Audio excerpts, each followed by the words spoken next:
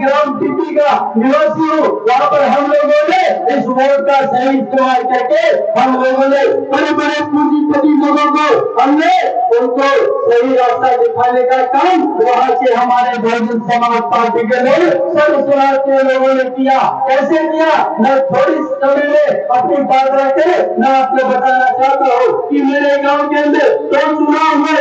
एक ग्राम पंचायत का चुनाव हुआ, दूसरा ब्लॉक का चुनाव हुआ। तो यही चुनाव में बहुजन समाज पार्टी हम लोगों ने उम्मीदवारों को जिताने का काम किया। कैसे किया वो मैं आपको बताना चाहता हूँ कि हम लोगों ने कहा, जैसे आपको पता है बड़े बड़े उम्मीदवार हमारे गरीब लोगों को पैसे के बल पर, गुंडागर्दी के बल पर जीतने का काम करते हैं। लेकिन हम लोगों ने कहा आप लोगों को बाबा साहब अम्बेडकर की बात को आगे बढ़ाना है और हमें लड़ाई नहीं करनी है, सिर्फ वोट का सही इस्तेमाल करके हम लोग उसे जीतना चाहते हैं। और हमारे कार्यकर्ताओं ने ऐसा ही किया। हमने कहा हम पहले बहुजन समाज पार्टी के हमारे साथी गांव में जाकर ये कहते थे कि हम लोगों को बिकना नहीं है, लेकिन मैं ये नहीं कहता कि हमें बिकना है। लेकिन मैं ये कहना चाहता हूँ जो पैसे वाला उम्मीदवार जो 10 करोड़ में टिकट खरीदता है, भारतीय जनता पार्टी और कांग्रेस की टिकट 10 करोड़ 15 करोड़ में बिकती है, उसे खरीदता है, फिर 15 करोड़ को वो चुनाव जीतने में लगाता है और क्या करता है, गरीबों की बस्तियों में दारू बांटने का काम करता है, नशा बांटने का काम करता है, हमारे पेटों को नशारी बना के और खुद एमएलए बन के और 5 साल मुझे मारने का काम करता है। हमारे समाज के लोगों को इस तरीके से हम लोगों ने जगाने का काम किया। हमने कहा बहुत बड़े बड़े उम्मीदवार आ रहे हैं, हमारी टीपी ग्राम की बात कर रहा हूँ, वहाँ पर हमने कहा हमारे वहाँ पर पंचायत के चुनाव में वहाँ पर लोगों ने 2 करोड़ खर्च करने वाला, 1 करोड़ खर्च करने वाला, 1 करोड़ खर्च करने वाला वहाँ उम्मीदवार था। जो हमारा उम्मीदवार था उसके पास पैसा नहीं था, लेकिन हम लोगों ने इतनी सभाएं की, छोटी छोटी नुक्कड़ सभाएं करके समाज को जगाने का काम किया, सब समाज को जगाने का काम किया। उनसे हमने कहा कि ये लोग आपको आपके वोट के बदले में आपको पैसा देने के लिए आ रहे हैं, आप इनको मना मत करना। बोले क्यों?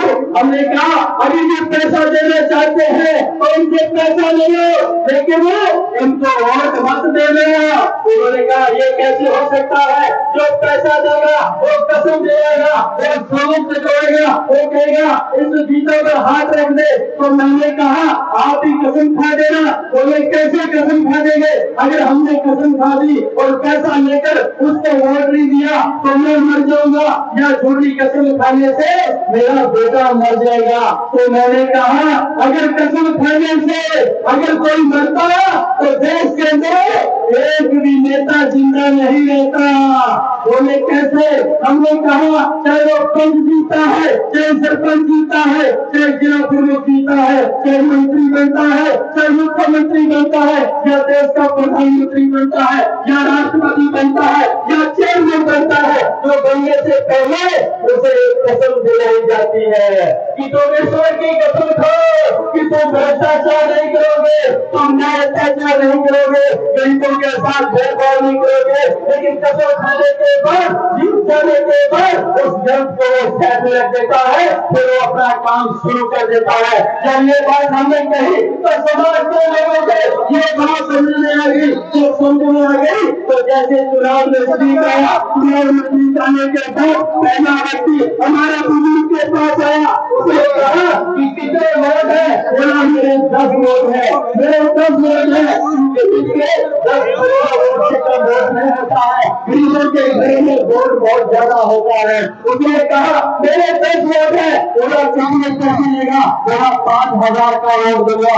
5,000 का वोट कितने बन गए? बोला मेरे 50,000 बन गए। उस नेता ने 50,000 की गड्डी निकाली और गरीब के हाथ में रख दिया। जैसे 50,000 की गड्डी गरीब के हाथ में आई, वो चेहरा फिर चेहरा उठा, मुंह पर लहर आ गई, मुंह पर लाली आ गई गरीब के।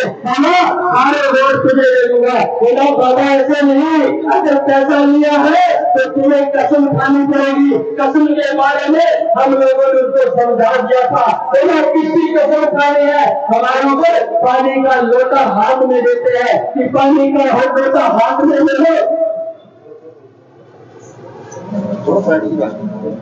पानी का लोटा हाथ में लेके और कसम दे दो, जो पानी का हो लोटा उतने काम हुआ कि पानी का लोटा लो और कसम लो। और बाबा बोला, अरे तू लोटा की क्या बात करता है, तू तो मुझे मटका दे दे, मैं तो मटका ही खा लूंगा, क्योंकि कसम से हमारे देश के लोग मरेंगे नहीं। इस तरीके से दूसरा उम्मीदवार, तीसरा उम्मीदवार, 3-4 उम्मीदवारों ने पैसा खर्च किया, उस गरीब के घर में 2 लाख रुपए आया। इस तरीके से पूरे गरीब लोगों ने 2-2 लाख रुपया इकट्ठा कर लिया। और जब वोट देने की बारी आई तो वोट कहा लिया, बहुजन समाज पार्टी का सीधे हाथी के निशान पर वोट देके हमारे दोनों उम्मीदवारों को जिताने का काम किया।